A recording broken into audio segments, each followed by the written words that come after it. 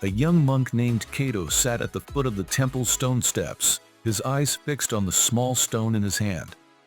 It was smooth, weathered by time and the elements, yet it had a certain weight to it, a presence that felt significant.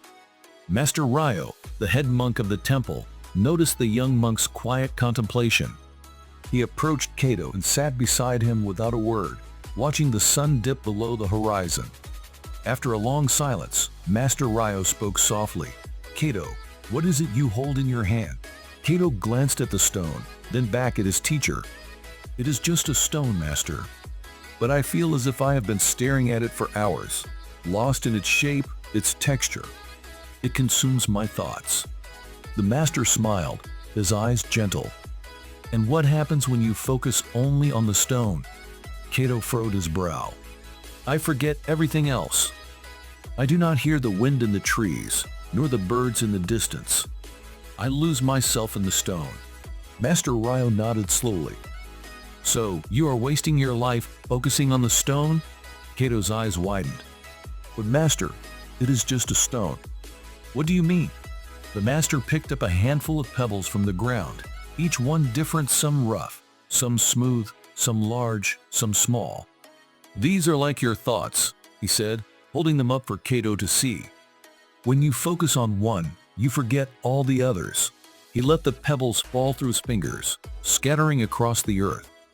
"Your life, Kaito, is like the wind that moves through the trees," Master Ryo continued.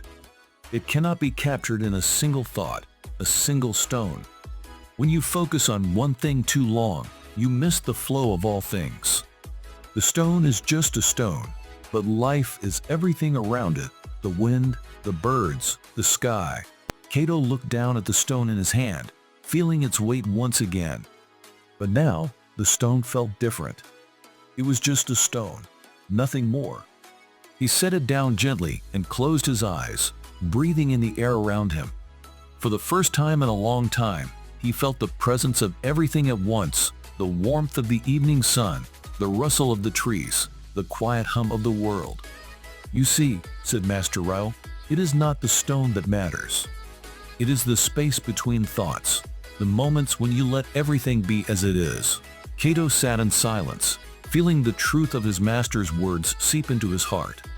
He was no longer lost in the stone, for now he knew that to live fully, he must let go of focusing on the wrong things.